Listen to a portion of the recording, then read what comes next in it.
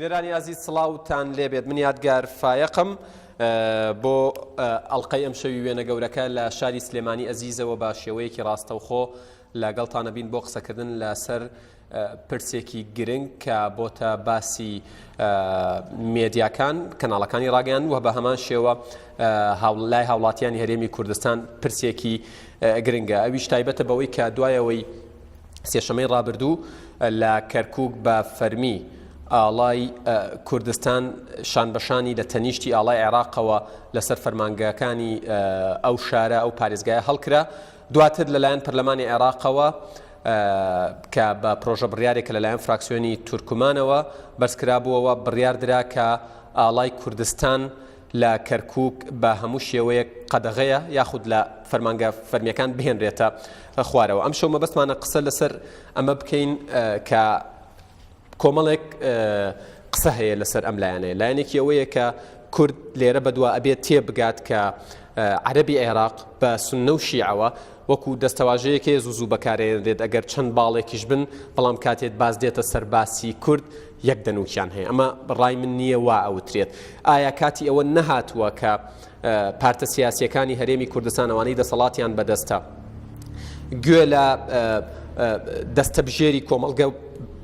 بگرن چ سیاست مەدارەکان بن چ ڕۆژنامە نووسان چ ڕاگەیاندکاران چ بیرمەندەکان چ ئەوانەی قسەیان هەیە و بیر بکەنەوە لەوەی کە کاتی ئەوە هاتووە کە کورد بەرامبەر بە نەیارەکانی یەک دەنگ و یەک ڕەنگ بێت لەم پرسانە قسەیەک لەسەرەوە هەیە کە کوتلەی یاخود فراکسیۆنی تورکمان لە پەرلەمانی عێراق بە 7 کەسەوە توانیویانە پرۆژە بڕیارێک گەڵاڵە بکەن و دواتر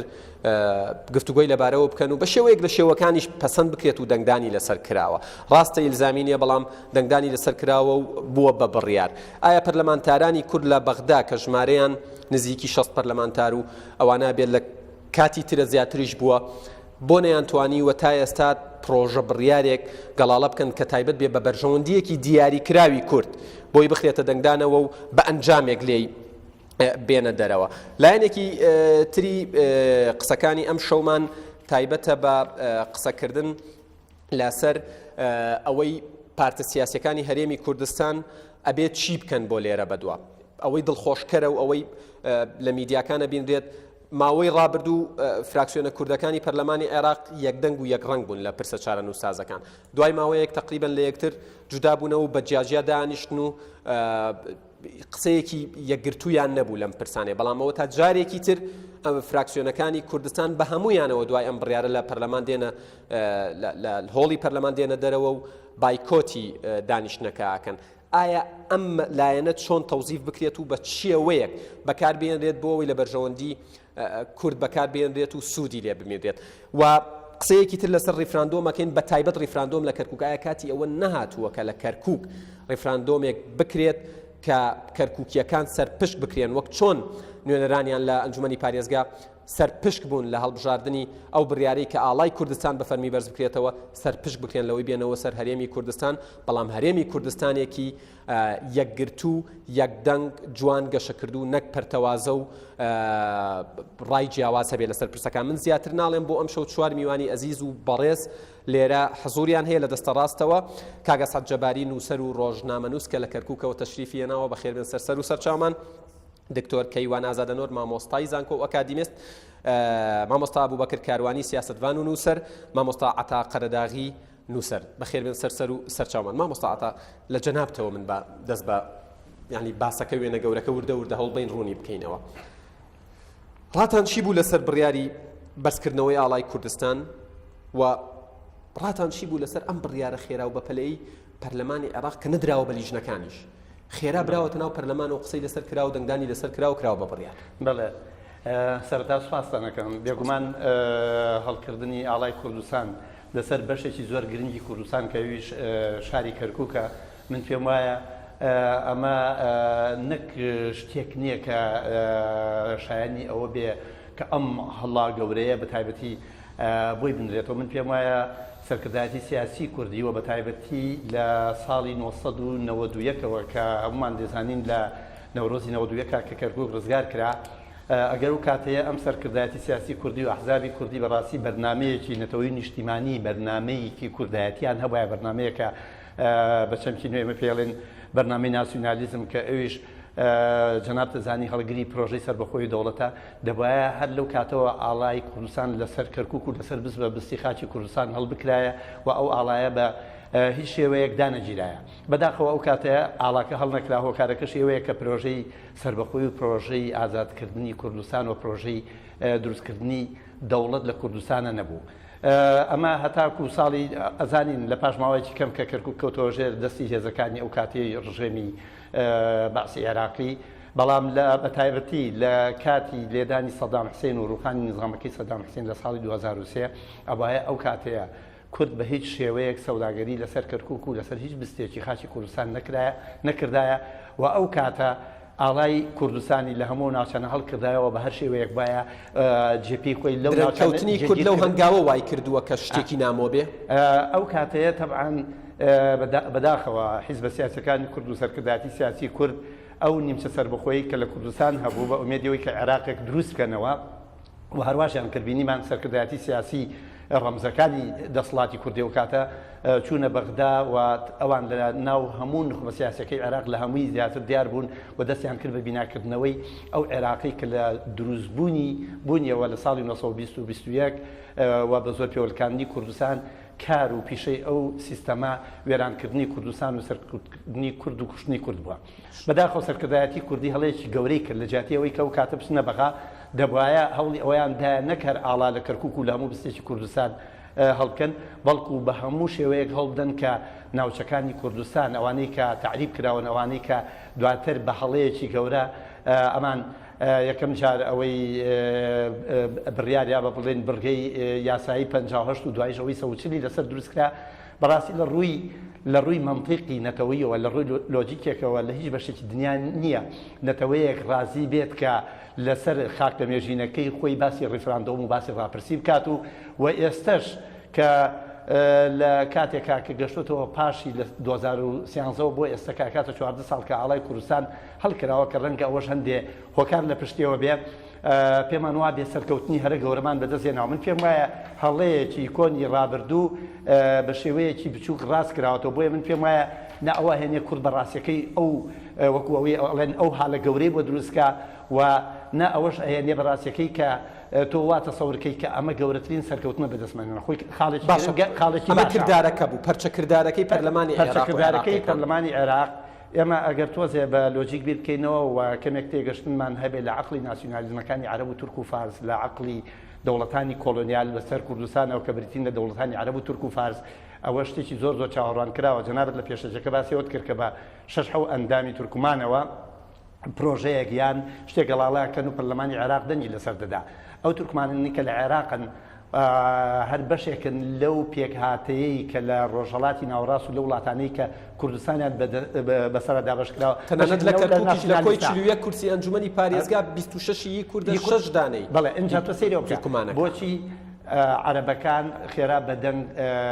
ئەو پێشنیارەیان ئەو پرۆژەی تورکمانەکانەوە هێن و کە کۆی لە پەرلەمانیش دەڵێن خاڵی شەشەم بۆ کۆبوونەوە ڕۆژە دەکرێت بە خاڵی یەکەم ئەمە واقعێکی ڕوون و ئاشکرایە کە هەرچۆن عەرەب و تورک و فارس با بڵێن یەک بۆچوون و یەک دید و یەک تێڕوانینیانە بۆ کورد ئەوەش کە هەتا بۆیان کرێنێڵن کورد هەناسە بدات ئەمەش لەوە هەڵهاتووە بەڵام ئەمە زەنجێکی زۆر باشە بۆ ئەو کوردانەی هەتاکو ئێستا گۆرانی بە باڵای عێراقی عەرەبی و شیعە و سوننی عێراقیدا دەڵێن بۆ ئەو کوردانەی گۆرانی بە باڵای ئەستەموڵ و باڵای تاران و بەغاڵێن کە تێبگەن حەقە بەڕاستیەکەی کە هەموو ئەمانە لە هەر چرکە ساتێکە کە کورد بگاتە ئەوەی کە هەنگاوە بنێ ئەمان بە هەمویان هەوڵ دەدەن کە ڕێگری لێ بکەن مەرجنیە ڕێگریەکانیان سەرکەوتو بێ بەڵام ئەبێ ئێمە تێبگەین بە خۆمانە بچینەوە بە تایبەتی من ڕێزی زۆرم هەیە بۆ ئەو سیاسیانەی لە بەغاو بۆ ئەو ئەندام پەرلەمانیانی لە بەغاو بۆ هەندێک لەو بلوێرژەنانەی کە ڕێزی زۆرم هەیە لێرەوە بلوێر بەشانی بەغا دەژەنن بودجەیان بۆ دەهێناینەوە لە ماوەی ساڵی ڕابردووە و ئەویان دەکرد کە ئێمە غەدر لە کوردستانەکەین و کە ململانیەکان ململانی شخصیە و بەڵام ئەمە ئەوە دەگەێنە بەڕاستی ئەم نخبەی کە کورد نابێتێ بەغاو بەشێک لەم نخبە سیاسیە هەتاکو ئێستا لە ئاستی وعیەوە ئەوەندە ناهوشیار و بێئاگایە ئەوەندە کەودەن و ئەوەندە نەزانە لە خوێندنەوەی مێژووی ناسیۆنالیستی عەرەبی و مێژووی عەرەبی و مێژووی تورک و فارس بەرامبەر بەخۆی بەرامبەرەوانیکە ناتوانێت لە چەندێکی حەقیقەت تێبگا کە کورد بە نیسبەت ئەوانەوە ئەوانی ترە ئەوانێکی تری ڕەحمانی ژنا بەڵکو ئەوانێکی ترێکی شەیتان بۆیە حەقیتر ئەمانە تێبگەن بە ڕاستیەکەی ئەم سوکایەتی کە ئەیکەن بۆ عەرەب و ئەم بچووکاتی ئەیکەن من ڕێزی زۆرم هەیە ئەگەر ئێستا شعوری قومی کوردی هەبووە لە باشووری کوردستان نەبایە پێش هەموو کەسێک جەنابی سەرۆکۆمار کۆڵەکەی بدایە بە کۆڵیاوە بە گروپە ڕاوێژکارەکەی لەگەڵ ئەو ئەندام پەرلەمانانەی کە من ناون پیاوانی موچەخۆر ئەو وەزیرانی لە بەغان پێم بڵێ لە ماوەی ئەم 2 ساڵەی کە عەبادی لەسەر حکم و زیاتر باسی پێشتر نەکەین پێم بڵێ بچووکترین مەکسەبێک کە ئەمانە هێنایانە بۆ کورچێ پێم بڵێ چێکرد لە بەغا بەڕاستیەکەی من ئەوە گلەی گەورەش ئەوەیە بەڕاستیەکەی یەکەم لە سەرکردایەتی پارتی دیموکرات کام جملەش بڵێم گلەی گەورە لە سەرکردایەتی پارتی دیموکراتی کوردستان یەکێتی نیشتیمانی کوردستان بزوتنەوەی گۆڕان یەکگرتووی ئیسلامی و کۆمەڵی ئیسلامیش بەڵام ڕێگەکە زیاتر بەر پارتی و یەکێتی بکەوێت لە 2023 زۆری باشیان بۆ ئەوەی کە ئێستا لە بەغداد هیچ پاساوێک نەماوە بۆ ئەوەی کە بڵێن ئێستا ئێمە لە بەغداد دەمین بێجکە لە جۆرێک لە ارتزاقکردن بۆ جۆرێک لەوەی کە لە پارلەمان بکرد لە تۆڕە کۆمەڵایەتیەکان لە ئەکاونتی خۆتەوە لە پیجی فەرمی خۆتەوە نووسیوتە هەنگاوێکی درەنگ وەخت بەڵام پێویست گرنگیش ئەم هەنگاوە لە چوارچێوەی نەخشەڕێگایەکی فراوانتر ئەنجام بدرێت باست لە هەڵکردنی ئاڵا کردووە ئەم نەخشەڕێگایە ئەبێت چۆن بێ و ئەبێت کورد چ جۆرە خوێندنەوەیەک بۆ ئەو بڕیاری پەرلەمانی عێراق بدات کە یەک لەسەر 6 فراکسیۆنە کوردیەکان کەمتریشن لە سەر یەک لەسەر 6 ئەگەر بەراوردی بکەین پرۆژە بڕیارێک گەڵاڵا کات و ئەیکا بە بڕیار و بەنیازی شەبی سەپێنێت تەنانەت تورکیاشیە ناوەتە سەرخەت بەڵێ بەنای خوای بەخشندەی میهرەبان سەرەتا ڕەحمەتی خوا لە گیانی هەموو شەیدانەی بە درێژایی سەدەیەک بۆ سربەخۆی وڵاتی ئەمە تێکۆشان و شەید بوون بە تایبەتی دوایمینیان کە شەڕی داعشە کە ئێستاوەی ڕوادایەکێکە لە بەرەکاتی خوێنی شەیدانی شەڕی داعش بەڕاستی کە ئێمە توانیمان گەورەترین بربەست لە بەردەم بەدیهێنانی خەونی لە مێژوونەی خۆمان سربەخۆیی لابەرین کاویش جێڕانەوەی لە 140 خاکی باشووری کوردستان بوو بۆ باوەشی خاکی دایک کە پشت بەخوای گەورە جارێکتر نایبینەوە سەرمێزی گفتوگۆ بۆ مساومە و سازشی سیاسی لەگەڵ بەرامبەرەکانە ئەمە ڕۆدا منیش هەمان بۆ چوونمەیە کە پێم وایە درەنگ وەختە بەڵام ئەکرێ ئەگەر ئیرادەیەکی جدی هەبێ و ئێمە تێگەشتێکی نیشتیمانی هەو بەشمان هەبێ ئەم هەنگاوە هەچەنە دەروەخش بێ بەڵام گرنگ و یەکلاکەرەوە بێ من پێمە کاڵم لە چوارچەوەی نەخشەڕێگایەکە تۆ هەنگاوێک گەنێ هەنگاوێکی گرنگە کاردانەوەی جۆراوجۆر بە دوای خۆیان هێنێ ئەبێ لە پێشەوە تێگەشتێکت هەبێ نەخشەڕێگایەکت هەبێ یعنی خوێندنەوەیەکت هەبێ بۆ ئەو واقعە و هەنگاوەکان دیاری کردبێ استراتیژی دیاری کردبێ تاکتیکت دیاری کردبێ لە چوارچێوەی ئەو نەخشەڕێگا و تاکتیک و استراتیژ و ئەو حسابانی بۆ کاردانەوە سینۆریۆکان تۆ هەنگاوی یەکەمەنێ هەنگاوی دووەمەنەی حساب بۆ ئەو سیناریۆنەکەی کە لە ڕاستیا بەرامبەرەکان بۆ تۆی خۆڵقێنن بۆیە لێرەوە ئەما بێ هەنگاوی یەکەم بێ من پێشم باشە هەنگاوەکان هەنگاو بە هەنگاو بێ کێشەکە دابەشکەی بۆ چەند ڕەگەزێک ئامانجەکە دابشکەی بۆ چەند قۆناغێک بەرامبەرەکان جۆر لەسەر لێ شێوان و هەم ڕاهێنان بۆ بەرامبەرەکان دروستکەین بە ئاڵا دەست پێەکەین با کاردانەوەکانە ببینین ناخیان ببینین وەرەقەکانیان ببینین تۆ زێنیشێتەوە هەنگاوی دووەمی بەسەرا دێنین هەنگاوی یەکەمیان بیرە بینەوە هەنگاوی سێوی بەسەرا هێنین دووەم وەک بابەتی مفاوزات لابین هەنگاوی چوارەم و پێنجەم تاگین بە هەنگاوی قۆناغ کاویش بریتە لە دیاریکردنی سنوورەکانی باشووری کوردستان و نزیک بوونەوە لە جاردانی سربەخۆی هەرێمی کوردستان ئێمە بێستا لە کەرکووکە بە بڕای من دۆخێ بخوڵقێنین ئەوان خێنە هەڵوێستی بەرگریەوە ئێستا ئەوان خۆیان لە هەڵوێستی هێرشە زۆر کاردانەوەکان بەپەلە بوو ڕەنگە ویان ویستبێ ئێمە تووشی شۆکەن وامان لێ بکەن کە توانای دەستپێشخەریمان لێ بسێننەوە نەزانین چۆن بڕیاردەین نەزانین هەنگاوی دووەممان چی بێ باز بە بڕای من ئەو پێشنیارەی کە دوێنێ ئیمزای بۆ کراوەتەوە ئیبراهیم خەلیل ئەندامی لیستی یەکگرتوو لە ئەنجومەنی کەرکووک جارێکتر بژانوێتەوە ئەویش ئەوەیە کە ئەنجومەنی کەرکووک بڕیاری جێڕانەوەی کەرکووک بن بۆ سەر هەرێمی کوردستان ئاوا بەرامبەریا ئەو وەڵامی بڕیارەکەیین هیچ قسە نەکەیت بڕیارێ بە ئەو بخەیتە دۆخێکەوە کە بەرگری قانونی مەجای بەرگری سیاسی ئەگەرەوەی کرد هەنگاوی سێم مامەستا کاروانی هەفتەی پێشوم لە کەرکووک بووم بەرنامەکەم هەر تایبەت کرده بوو بە دۆخی کەرکووک بەگشتی و ئەم پرسی ئاڵایەشی بەسەرداهات هێشتا بڕیار نەدرابوو کە بڕیار درابوو بەڵام ئاڵاکە هەڵ نەکرابوو لە کەرکووک یعنی قسە لەسەر ئەوە کرا کە تەواو یاسایی ئەمانگاوە و تەنانەت ئەنجومەنی پارێزگا وەکو پارلەمانێکی بچوو کراوە وەکو نوێنەری بەشێکی یاخود زۆرینەی هاوڵاتیانی شاری کەرکووک ئەتوانێ و هەنگاوەش بنێ کە بڕیاردا هەرێمی کوردستان بگەڕێنێتەوە بۆ سەر کەرکووک بگەڕێنێتەوە بۆ بەڵێمەوە پرۆژەی 3-4 ساڵەوە پێش بوو پرۆژەی 3-4 ساڵەوە پێش 2008 سەرکردایەتی سیاسی و حیزبەکانی هەرێمی کوردستان قایل نەبوو نەگینا 5 ساڵەمە پێشەوە بڕیارەت بە بڕوای من کاتیەوەیە بە جددی ئەمە لەسەر ڕیفراندۆمیش پەکی نەخرێ جارێ ئەماکەین ئەم هەنگاوانین دوای ڕیفراندۆمی شەکەین یعنی جۆرەها هەنگاو بە دوایەکە ئەکری ئەزمون لە هەندێک خەڵک وەرگرین بە تایبەتی ئەزمموی ئیسرائیلەکان بە بڕای من لەو ڕۆ چەندە زاڵمانەیە بەڵام زۆر دەوڵەمەنە بۆ نمونە تۆ کێشەیەک ئەخڵقێنن تۆ مفۆزاتیان لەسەر و کێشاکە 20 کێشەیتر بۆ خڵقێن هەر ناگێتەوە بە کێشە ئاسڵیەکە بەڵام گرنگ ئەوەیە ئێمە وەک کورد وەک هێزەکانی هەرێمی کوردستان وەک کوردستانی باشوور ئێمە بیر لەم مەسەلە بکەینەوە و لە چوارچەوەی نەخشە ڕێگایەکی نیشتیمانی تەوافق لەسەر کراو هەنگاوەکانمان هەموو یەکتر تەواو بکەن لە بەغا لەوێ ئێستا مەسەر کاگەڵێ سەر و کۆمار بێتەوە بۆ هین نا سەر و کۆمار ناهێنینەوە جارە ماوێتی لە کات بەس کە وتمان وەرەوە ئەبێ بڕیارێکی نیشتیمانی بێتەوە ئێستا پێی ناڵێن وەرەوە مایەتی جارێ هەنگاوەکان ماماوە قسەمان لەگەڵ بەغاماوە لەوێ بوونیەوە بەدەستی زۆر دەبێ نابوویەوە سەرێ من نییە بەڵام بەڕاستەکەی مەسەلە داخ لە دڵی نییە مەسەلە ئەمە بەستم ینی بەرامبەر هەرزم لێەوە هەنگاوانەی کە کاوانی باسێکە وەرە ئێستا دوومان ئەندام پەرلەمانەکان و وەزیرەکان و سەر و کۆمار باسەح بێتەوە بزانە بەغاکێت خەیتە حاڵ لەنام جارە ماڵاوای یەکجاریەکەی جارە بەڵام ماوێتی ماوێتی وایە کاتی ئەوە هاتووە ئەو پەرلەمانتارە کوردانی ئێستا لە بەغان بکرێن بە دووهەم دوایین خول و ئیتر کورد لەوێ حەزوری برات لە هەڵمەتی هەڵمژاردننی ئەو پەرلەمانتارانە کە ڕۆیشتن من لە هەڵمەتێک کاوتم ئەمە خولی خواحافیز بوونیە لە بەغا پێش 4 ساڵەمەوە پێش ئەمە خولی خواحافیز بوونیە بەڵام ئێمە پێویستیمان بە قسەکردن لەگەڵ بەغا هەیە ئەبێ پێمان وابێ ڕێگای سەربەخۆی بە پلەی یەکەم بە بەغایەت تێپەڕێ ئەبێ ئاشتی خوازانە بێ کەمترین خوێن کەمترین ژیان بۆی دیارەکانی بۆیە پێویستیمان بۆ نیە هەنگاوی پەلە پروزانە بنین و هەنگاوی کار و کاردانەوە لە چوارچێوەی استراتیژیەکە گرنگ ئەوەیە کە ئێمە سەرکردایەتێکی هاوبەشمانە بوو بڕیارێکی هاوبەشی نیشتیمانیمانە بوو ئەو خەڵکە پابەندە بۆ بڕیار هەنگاوی یەکەم هەنگاوی پەنجاهەمت لێ دیار بێ نەکرد بە هەڕەمەکی هەنگاوی ئەنجا خەڵکەکەش هوشیار بێ بۆ بڕیارانە و ملتەزیم و پابەند بێ زۆر سپاس مامۆستا دکتۆر کەیوان بێ بەلای جەنابتان وەکو کەسێکی ئەکادیمی ئەمێ پرسیاری ئەوە بکەم مامۆستا کاروانی لە قسەکانی ئاماژەی بەوە داوتی طبعاەوە هیوایەکیش بۆ کاتی خۆی خواستوێتی کە ئەم خولەی پەرلەمانی عێراق ببێ بە خولی حافیزی بۆ کورد بۆ کوردستان و بۆ نوێنەرانی کورد لە بەغدا پێت وایە ئەبێت لە ناوخۆی هەرێمی کوردستان چی بکرێت بۆ ئەوەی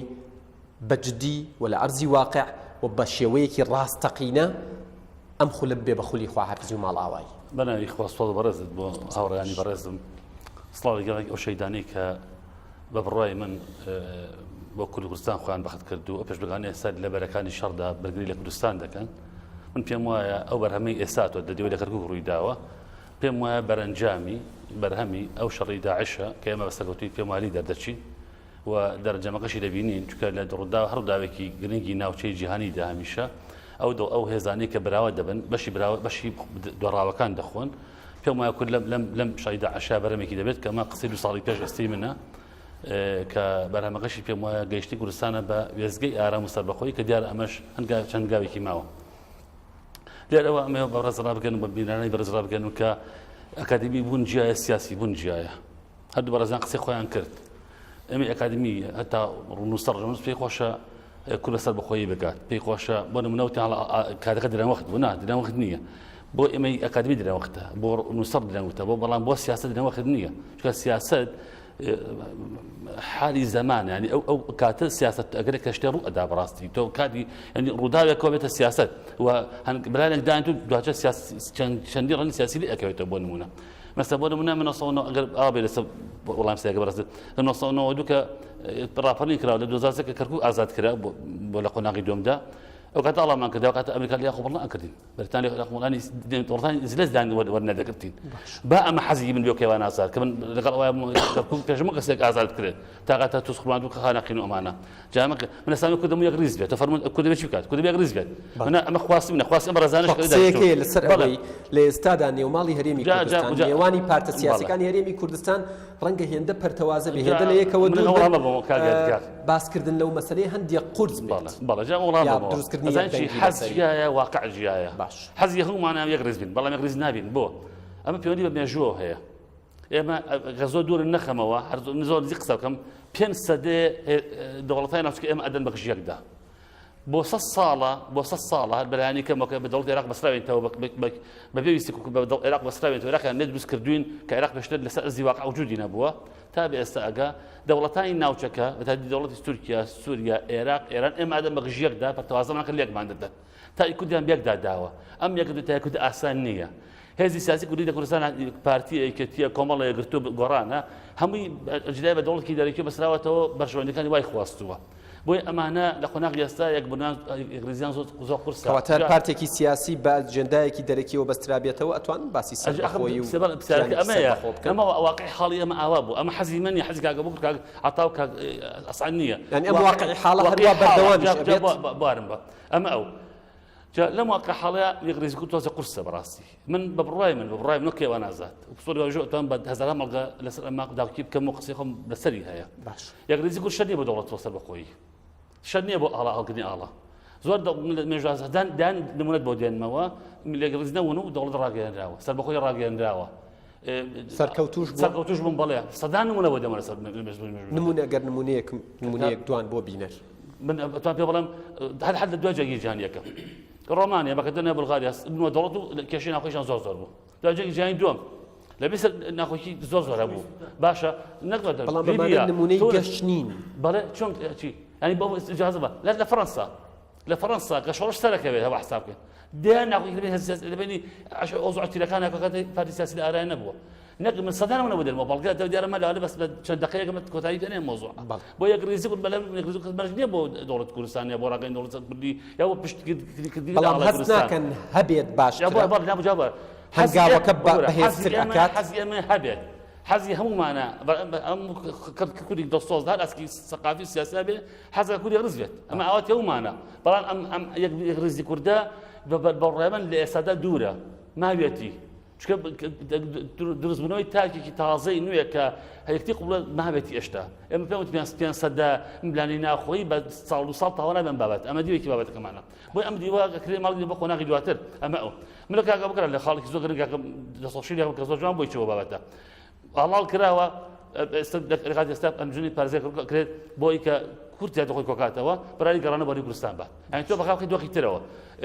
جۆماسی نمونەی ئیسرائیلی کە من دەخاتە لە کاکە بکران مۆزوعەیە ئیسرائیل خودی جوولەکە ئاوا فەڵەستین دروست کرد بە دەوڵەت و کردی بە دەوڵەتی ئیسرائیل ینی بە کۆمەڵێک پلانی سیاسی زۆر جوان باس لە پلانەکەین مامۆستاش باسی لە پلان کرد کەواتە باسی لە نەخشە ڕێگا کرد یعنی کاتی ئەوە نەهاتووە من ئەتوانم بڵێم زیاتر لە 15 بەرنامەی ڕابردوو باسم لە ئەوە کردووە لەگەڵ میوانەکانمان لەگەڵ مامۆساعتا و مامۆسا کاروانیش لە بەرنامەیەکی دیکەی باسم کردووە گرنگی بوونی پەیمانێکی نیشتیمانی میساقێکی شەرەف لە نێوان پارتە سیاسێک هەست ناکەی ئەمە پلانێکی ماوێتی کاغی دەدگا کە پیلانی زۆر هەیە بوارم بە ئەمە حەزی هەمومانە بەڵام ئەمە ماوێتی ئێشتا تا ئەوە هاوار بکەین خەڵک مزاهرە بکەین پشتیوانی بکەین ئەوە بکەین ئەو ئەم ماوێتی ئێشتا چۆمە لە خۆ دروست نابێت دەمە ئەڕەخسێت ئەمە لە بازار نایکڕی کاڵای لە بازار بکڕی کاڵای لە ئەوروپا بێن لە فەڕەنسا بێن لە ئەمریکا بێنی ئەمە دروست دەبێت خۆی لە خۆیدا ماوێت کەواتە ئەوەی پارتە سیاسیەکان بۆ نمونە ئەمڕۆ یەکێتی و پارتی بەسەرچاوێکە کاگەدگار یعنی ئەوەی ئەمڕۆ یەکێتی و پارتی کۆبوونەتەوە بەنیازن سبەینە سەردانی یەگرتو و کۆمەڵ بکەن و دواتر سەردانی لایەنەکانی بکەن ئەمە چاوبەستە نابوو وانە واتی بکەن بەس بۆ نییە باغڵەت بە پیاوە نەگات شوێنی خۆی نا ئەمە بەس ئەم سەدیکە زۆر جار نزیکبوونەوەی دوو هێزی سیاسی دوو هۆز دوو تیرە دوو دەوڵەت ڕووداوێک دروستی ئەکات پێ دەڵێم ئەمە بەرەنجامی شەڕی داعشە بە بڕای من کەرکووک ڕسامی کوردستان و بڕای من کوردستان دەوڵەت دەگات بەڵام تەمان دیارە دوورنزیکی لەو لاشەوە سەرۆکوەزیرانی تورکیا لە تویتەر و لە چاوپێکەوتنێکی ئەڵێت کەرکووک شەرەف و سەروەری تورکمانەکان چۆن ئەجازە باخت ئەمە ئەزانانی چی بەعەرزەکەم کاگادگار من پامەکە خۆی بگاتە شوێنی خۆی منەڵێم ئەمانە بەرەنجامی شەڕی داعشن بەرەنجام یعنی چی یعنی شەق خودایی پێ دێت تۆ هەندێک گۆڕانکاری ڕوو ئەدا نەکرد داعش لە دنیا دەوا بووە جەنگی جیهانی کە ڕوویدا جەنگی جیهانی یەکەم هەندێک ڕوودا هەندێک گۆڕانکاری تازە هاتە ئاراوە دومیش بە هەمان شێوە جێ ئینسان بە هەمان شێوە جێ ئینکەندا بە هەمان شێوە زۆر بە کورتی بێت کاتەکەت بڵێ جا لێرەدا ئەم بەرنامە شەڕی داعش ئەم بەرەنجامی شەڕی داعش دوجار واکات لێت ئارا پرسیارەکە ئەمەیە ئایا دەژێمە ئێمە کەرکووک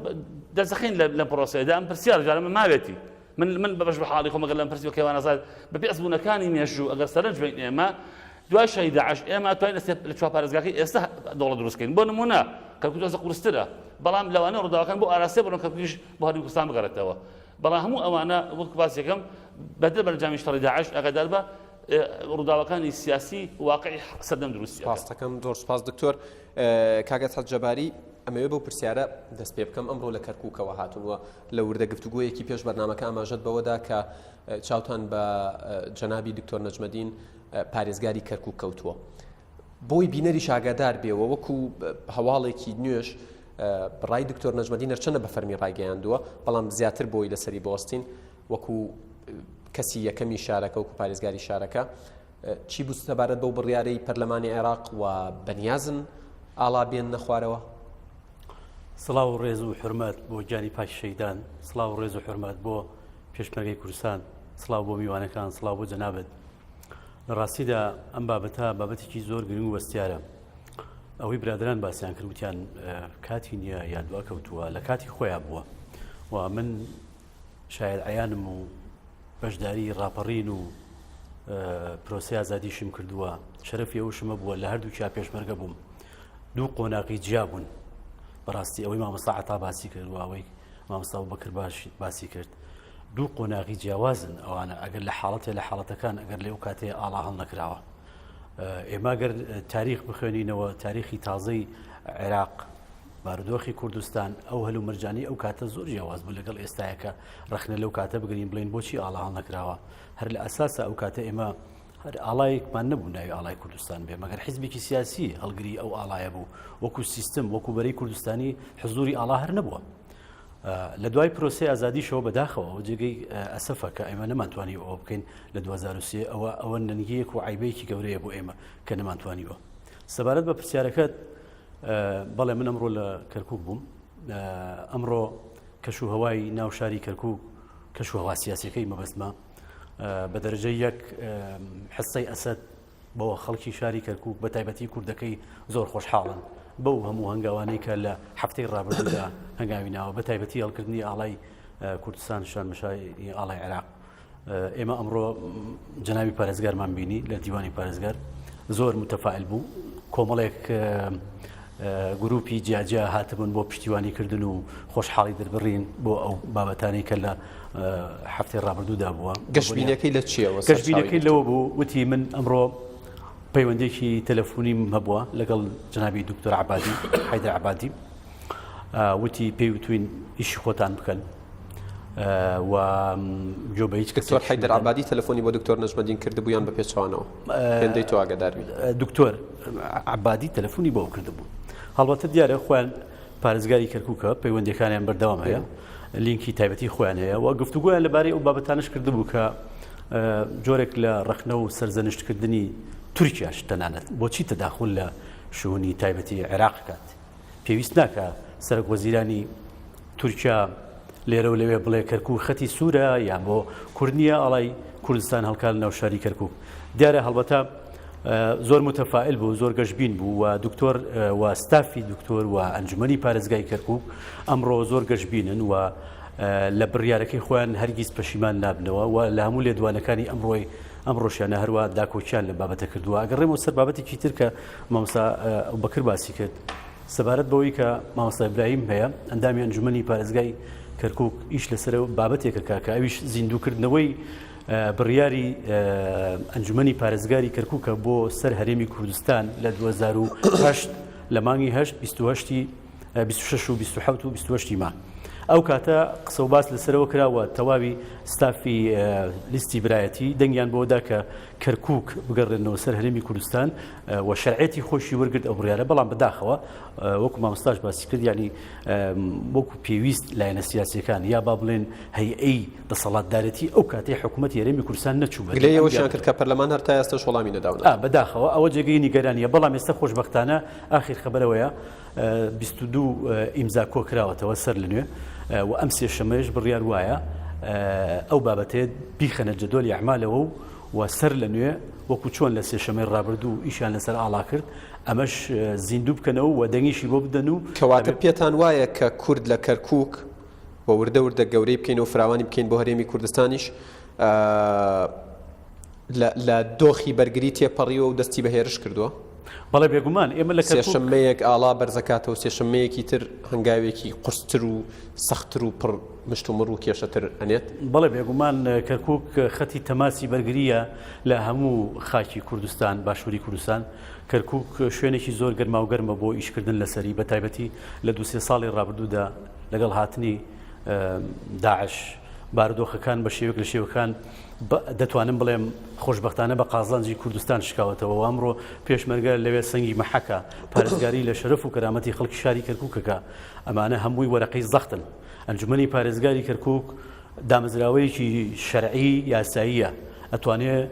بڕیاری مەحەلی خۆی بدە بۆ هەر ئەگەرێک و بۆ هەر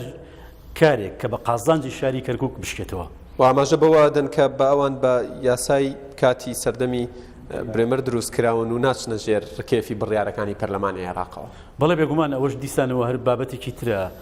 بەڵام لە کۆتاییدا ئەنجومەنی پارێزگاری کەرکووک خاوەن بڕیاری تایبەتی خۆیەتی واتوانێ بارودۆخەکان بە قازانجی کەرکووک بشکێنێتەوە و هەنگاویش بنە و پێشم وایە خۆشبەختانە ڕێی عامی شاری شەقامی کەرکووک بە دەرەجە یەک بە تایبەتی لەم بابەتەیە 100% لەگەڵ ئەنجومەنی پارێزگاکەی خۆیەتی احتیمالە لێرە و لەوێ هەندێک دەنگی نەشازە بێ بە تایبەتی لەلایەن بەرەی تورکمانی یاخود لیستی قایمەی عەرەبیە بەڵام ئەمانە ناگاتەوەی کە شەقامی کەرکووک ناتوانێت بارودۆخەکە بە شێوەیەک لە شێوەکان بە قازانجی ئیدارەی مەحەلی شارەکە بشکێنێتەوە. ئیدارەی خۆجێیی شارەکە پێویستی بە چی هەرێمی کوردستانە؟ بێگومان لەم دۆخەی ئێستایە ئەمە بەڕاستی من وەکو ڕۆژنامەنووسی قسەی باسی خۆمەکەم عیبەیەکی گەورەیە بۆ حکوومەتی هەرێمی کوردستان لە دوای 13 ساڵ ئاور لە شاری کەرکووک ناداتەوە. شاری کەرکووک لە 2008 خۆیڵێ ئێمە ئەمانەوێ ئینزمام بکەین بە هەرێمی کوردستانەوە ئەو نایەت ئەسڵەن وەڵامی بداتەوە. دیسانەوە عیبەیەکی گەورەیە هەندێک جار کۆبوونەوەی جاجیاکرێ لە نێو پارێزگاکانی هەر چوار پارێزگاکەی هەرێمی کوردستان حزوری پارێزگاری کەرکووکی تیانیە. کاگ یادگار مادەی 140 حسمی زۆر بابەتەکە ئێمە توانین مەتاتیە لە هەموو بوارێک ئیشی لەسەر بکەین. ئەمڕۆ حکوومەتی هەرێمی کوردستان ئەگەر یاسەکە مادەکەت بە تەواوی خوێند بێتەوە حکوومەتی هەرێمی کوردستان بە تەنسیق لەگەڵ حکوومەتی ناوەندی دەتوانن هەنگاو بنن بۆ جێبەجێکردنی. مادام قسە لەسەرەوە هەیە کە مادەکە جێبەجێ بوو بە ئەرزی واقع لە دوای هاتنی داعش کە کورد ئەو ناوچانەی بەدەستێناوەتەوە وەکو واقع نەگوەکو یاسا یعنی قسە لەسەرەوە هەیە کە چیتر پێویست بەوە نەماوە کە دۆخ ئاسایی کردنەوە ڕاپرسی و نازانم ئەم شتانە بکرێت جێبەجێ بۆ مادەکە و بە خوێنیشە وترێت جێبەجێکراوە. سەرنجام وەکو مامۆستا ئەبوبەکر وتی هەر ئەبێ لە ئاخیرا لەگەڵ عێراقا ڕێک بکەوین بە یاسا بە ئاشتی قسە لەسەر ئەم بابەتە بکەین وە خۆشبەختانە باشە ئەمڕۆ یەکێتی پارتی کۆبنیان کردووە بڕیاریاندا وەفدێک بنێرن بۆ بەغا قسە لەسەر ئەو بابەتانە بکەن شتێکی باش. تەنانەت لە سایتی کوردستان 24.net ئێستا باس لەوەکە بە هەواڵی بە پەلەش بڵاو کراوەتەوە کە فۆرمی ڕاپرسیەکەی سەربەخۆیی تەنیا یەک پرسیار لە خۆ ئەگرێت و پرسیارەکەش ئایا تۆ لەگەڵ سەربەخۆیی کوردستانی مامۆستاعەتە؟ بەڵێ بن پێم وایە ئەگەر هەموو کورتەنی موگناتیسیان بۆ بکەن ڕەنگە بە دەگمەنتیایە بێ بڵێ من لەگەڵ سەربەخۆیی کوردستان نیم. ئەمە شتێک نییە یعنی من پێم وایە جێگەی قسە و جێگەی ناقەشەوانە بێ. اینجاگەر من بەردەوام بم لەسەر قسەکان یا پرسیارێک دەیە فەرموو. من لەسەر ئەو ڕایی کە دکتۆر کەیوان هەستم کرد جۆرێک لە با بڵێن پاساوێنانەوە بۆ ئەوەی کە بەڕاستیەکەی دروست نەبوونی یەکێتی و یەکبوونی کورد لەم بارودۆخەی ئێستادا دروست نابێتوانە دروست دەبێت دەست نابێتی نەخەمڵیوە مەسەڵەن من لەگەڵ ئەم برابەڕێزە مێژوویەکی دوور و درێژمان خەرج کردووە بەوەی کە لەسەر ناسیۆنالیزمی کوردی و چۆن ناسیۆنالیزمی کوردی ڕۆڵە بینێ لەوەی کە هەموو کورد بکا بە هێزێکی یەکگرتووی پتە و کە بتوانێت لە یەک سەنگەرا خەبات بکا کە ویست سەنگەری کوردایەتیە. یعنی ئەمە چی ئەگەیەنێ لە چارەکی یەکەمی سەدەی 21 خەریکە بەرەو کۆتایی ئەڕوات و مێژووی خەباتی کورد ئەگەر هەر لەم بەشەی کوردستانەوە باسی شۆڕ لە شێ مەحمووە دەست پێ بکەین یەک سەدا لە سایکس بیکۆ سەدەیەک تێئەپەڕێت ئەگەر ئێمە هەتا ئێستا ناتوانین یەک بگرین و یەک بوون پێمان بڵێن بەڕاستەکەی ئەم سەدەیە ئەم کوردە لە پێناوی چیا خەباتی کردو ئەم هەموو خوێنە لە پێناوی چیا ڕژاوە و ئەم خەباتە بۆچی کراوە من پێم وایە ئەوەی کە یەک ناگرێت ئەو نخبە نەخۆشە سیاسەیە کە لە کوردستانە دەوری نێگەتیفی بینیوە و کۆمەڵگای کوردی بەرژەوەندیان چییە لەم ڕۆڵە نێگەتیڤە وەکو خۆت ناوی ئەنی ڕۆڵە نێگەتیفەکان یەکەم بەڵێ ئەنج بەجەنا بکەم میلەت کێشەیەکی نییە جارێ باوە بکەم ئەوەی کە ناوی جەماوەرە ئەوەی کە ناوی میلەتە ئەگەر قیادەیەکی هەبێ بتوانێت تیادەی بکا سەرکردایەتی بکا بەرەو ئایندە من پێم وایە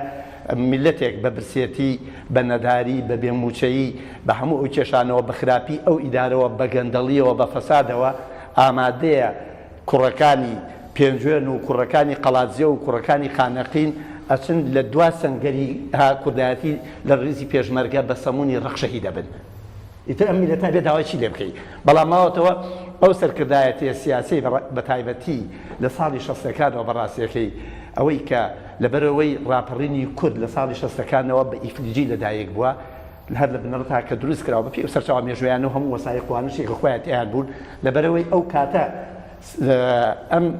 ئەم بزوتنەوەی نەتەوایەتی کورد کە لە باشووری کوردستان بە تایبەتی لە ساڵی 61 کە سەری هەڵداوە لە ڕاستیە ڕەنگە بەرپەرشدانەوە و کارێکی ئەوە بووبێ هەر لە بەرژەوەندی ئاغا و بەگ و شێخەکان بە دژی یاساکانی ئیسلاحی زەراعی ئەوانە بە ناکامڵی خەمڵیوە کە بە ناکامڵی خەمڵیوە نخبەیەک لە خەڵک سەیتەریان کردو بە سەریا یەکەم لە شێخ و ئاغا و بەگەکان دووەم لە نخبەیەکی سیاسی لەوانی کە بەڕاستەکەی بەدەگمنتایەتی ئەسڵەن هی ئەوە بێ کە کاری سیاسی بکە ئەو وە سیاسی هەبوو بێ بەڵام دواکەوتوی کۆمەڵگای کوردی ناجۆری بارودۆخی کۆمەڵگای کوردی بەشێک لەمانەی بردوۆتە قیادەی سیاسی کوردی و ئەو دەورەشی هەر لە سەرتاوە دابەشبوونیان بەشێکی کە سەر بە ئێران و بەشێکی سەر بە لایە و هەمووی بینین دابەشبوونەکان ئەو وای کردو بەڕاستیەکەی ئەم قیادەیە ئەوەندەی کە چاوی لەوە بووە ئێران چەندێ پشتگیریەکە تورکیا چەندێ پشتگیریەکە عەرەب چەندێ پشتگیریەکە ئەوەندە نەیتوانێت چاوی لەوە بێ کە لە ناو خودی کوردستانە چی بکات بە معنایەکی کە ئەوەندەی کە چاوی لە ئەوانی تر بۆ پشتگیری ئەوەندە بیری لە کوردبوون و لە کوردایەتی نەکردوێتەوە ئەمە دەستی گرتووە بەسەر بڕیاردان لە کوردستان مامۆستا تا چەندە لەگەڵ ئەو ڕایەی کە پێی وایە سربەخۆیی کوردستان بە بەغدایە تێپەڕێ با من یەک دوو نمونەت بۆ بێنەوە ینی بەشێکی زۆری سیاسیەکان ینی من زۆر بەڕوونی بیرمە دکتۆر بەرهەم ئەحمەد ساڵح لە کۆڕ و کۆربەند و دیدار و کۆنفرانسی جیاواز جەخت دەکاتەوە و زۆر سیاسی تری کوردیش کە ڕێگە ئێستا لێرەش ڕایەکی وا هەبوو کە ئەبێ ڕێگەی سربەخۆیی بە بەغدایە تێپەڕێت هەر هاوڕای جەنابیشت لەو ڕۆوەیان پێویستمان ڕای بەغدای ئەم ڕێگەیە بێ جار بکەینەوە ئێمە ڕێگایەکمان هەیە بۆ ئەوەی لەگەڵ بەغدا ئێمە هەتاکو پێمان کرێت دەبێ لە ڕێگەی دیبلۆماسیەوە لە ڕێگەی دایالۆکەل و ڕێگەی گفتوگۆ هەڵبدەین عەرەبەکان تێبگەێنین کە ئێمە دوونەتەوەی جیاوازین نیشتیمانەکەی ئێمە لێنراوە بە نیشتیمانەکەی ئێوەوە ئێمە ئەمانەوێ هاوسەیەکی باشی ئێوە بین ئێمە ئەمانەوێ برای ئێوە بین ئێمە هاودینی ئێوەین باشە ئێمە لە زۆر شتا هاوبەشین لەمە ئەمانەوێ بەهێمنی زۆر مەمنونین کە جابینەوە هاوسێ بین لەم ئەم ڕویانەوە بەڵام ئەوەی کە پێمان وایە ئەگەر پێمان وابێ بەڕاستەکەی ئەبێ ئێمە چاوەڕوانی ئەوە بین کە بەغداد بڕیارمان بۆ بدا من پێم وایە هەر بڕیار وەکو ئەوەی پەرلەمانەکەی دوێنێ ئەدا بۆ شێوەیە مامەڵەمان لەگەڵەکە بۆیە ئەوەی کە جیابوونەوەی کوردستان سەربەخۆی کوردستان بە بەغدادە تێدەپەڕێ ڕەنگە من ڕێکی ڕاستی تاوێ بەڵام ڕووی دووەمی بەڕاستیەکەی کەوتۆ سەرەوەی کورد خۆی کام بکەرەیە و ئەتوانێت چۆن بڕیار بدا ئەگەر کوردتوانی بڕیار بدا من پێم وایە بڕیارەکەش هەمەلایەنە لە ناوخۆوە پێویستی بەمەیە کە ناوماڵەکەی خۆت بە جوانی ڕێککەی ئەو یەکێتی یەکبوونەی کە مامۆستا باسی کرد من پێم وایە ئەو یەکێتی یەکبوونەیە ئەم نخبە سیاسی باش ئەمڕۆ کۆبوونەوە بەڵام بەڕاستیەکەی ئەم نخبە سیاسیە ئەبێن لەوە تێبگەن بەم شێوەیە ناتوانن بەردەوام بن چونکە بارودۆخی دوای داعش وەزعیچکەیە تورک چەندێک سامانەکەتە با بەرژەوەندیت هەیە ئەوەت هەیە بەڵام لە سەر ئەوەی کە دێت مەسەلەن تورکمانەکانی کەرکووک بۆ ئەو شەرەفن بەڵام ئەو هەموو بەرژەوەندی بۆ کوردستان نەیبات لە کوردستانی با هیچ نییە فارسەکانی جوابیرەکەنەوە عەرەبەکانی با دقی قسەکەی یەلدرمی سەرۆکوەزیرانی تورکیا بۆ ئێوە بۆ بیرەرانیش ئەڵێت پشتیوانی خۆمان بۆ داگرتنی ئاڵای کوردستان لە کەرکووک بە عێراق ڕاگەیاندووە و لە قسەیەکی هەندێک سەیرە ئەڵێ داواش لە ئێرانەکەین وەکو وڵاتێکی دراوسێ لەو پرسە هەستیارە ڕای خۆی بخاتە ڕوو. ئەنجابا من دوو جملەیەکە بڵێم لێرە. ئەمە سیادەتی عێراق لەکوێ؟ ئەمە سەرۆک وەزیرانی یەکێک لەو دەوڵەتانەیە کە بەشێکی زۆری کوردستانی داگیر کردووە داوا لە داگیرکەرەکەی کەشەکات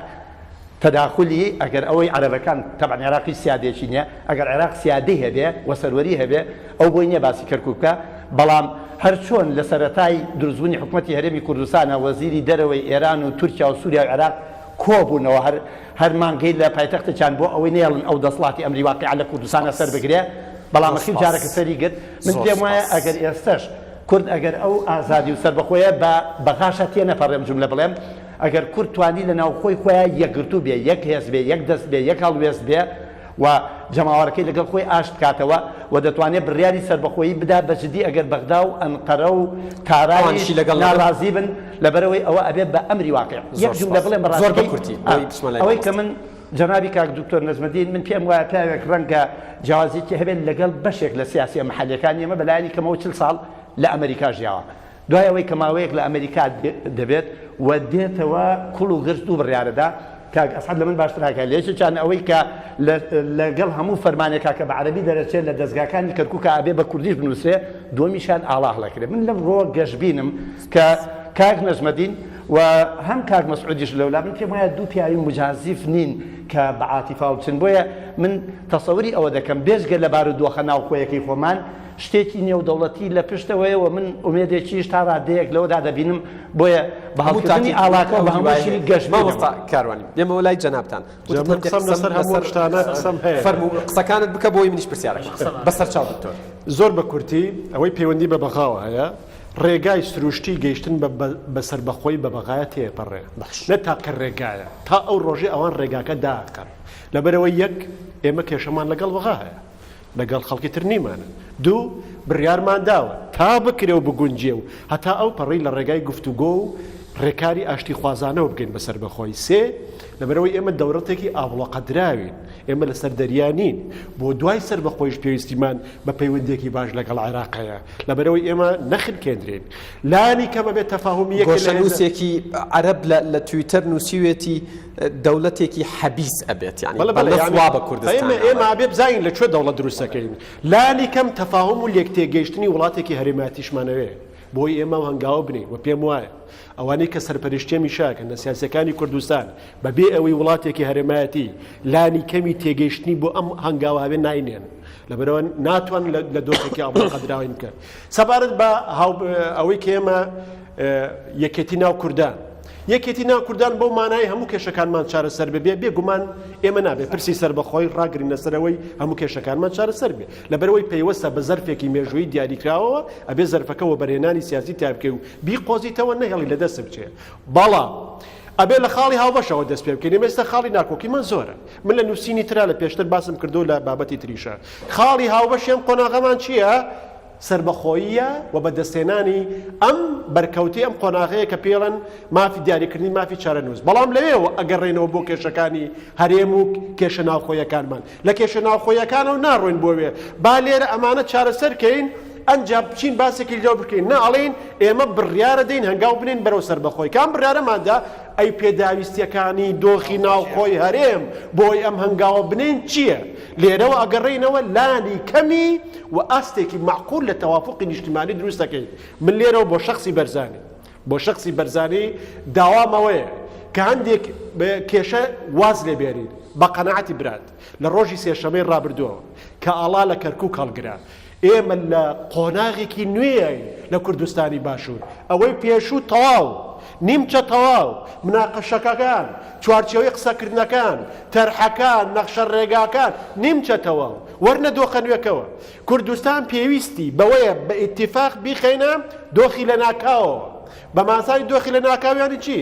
یعنی بەکارهێنانی سەرجەم تواناکان لە پێرابەر ڕووبوونەوەی تەحەداکان و بەدەستێنان و تەوزیفکردنی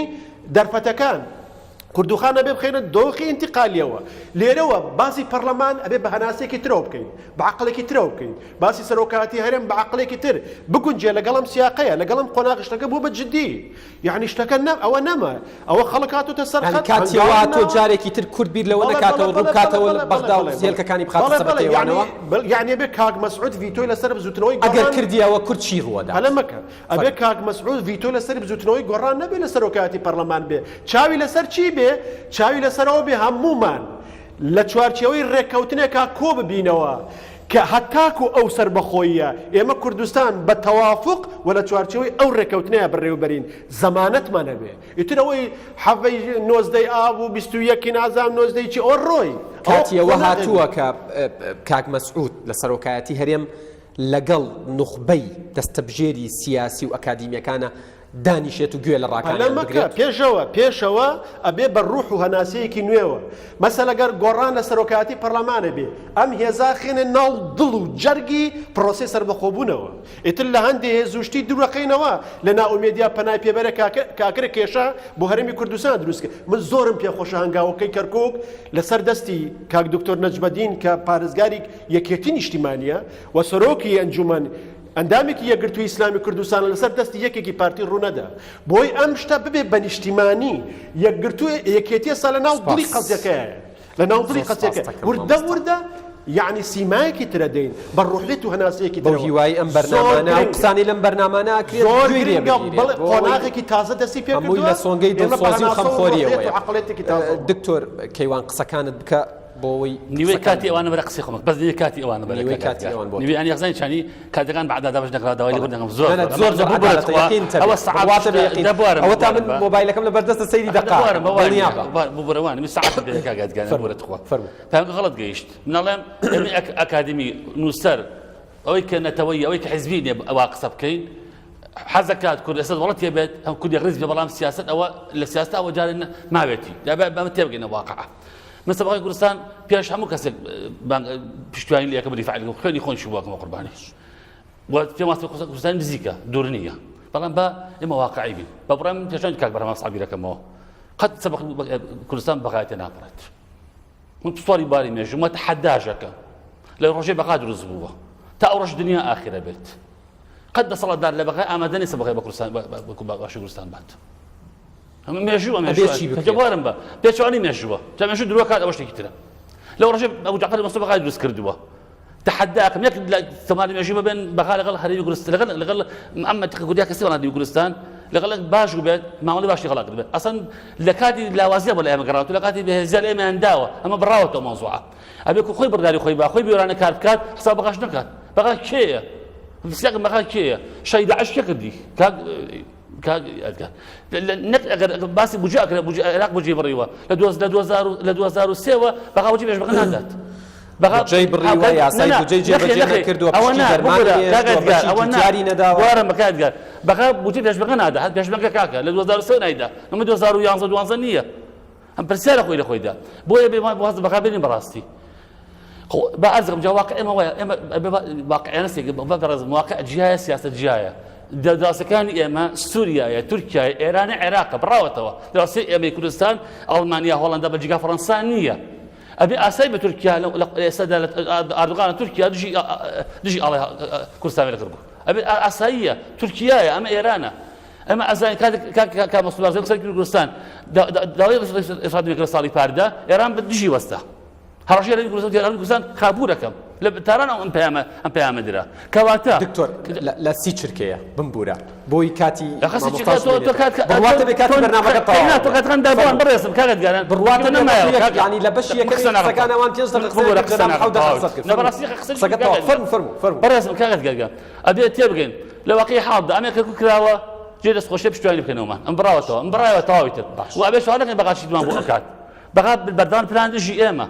بەخسم بەغا کێ ئەگە عەبادیش ڕاستکا بۆ نمونەکە ئەسەد جەبەسی دەکا بۆ نمونە لە بەغای هێزی ترە دژی ئێمە چکە بەغای عەرەبی بە شیعە و سوننا و بێقاعدەکانیان لە بتوکمانیشەوە دژی سەربەخۆی کوردستان دژی کورد بێ بە دەوڵەت ئەم بڕاوەتەوە بۆ چۆن سەربەخۆی کوردستان بە دیوێکی دەردا زیانی بۆ تورکیا بۆ ئێران هەیە زۆر سپاس دەکەم کاگە سعد بێمەوە لای جەنابەت لە کاتێکی کەمە وەڵامی پرسیارەکەم بیتەوە داوای لێبوردنەکەم کاتەکاریان دا و کارە لە 2011 و 2012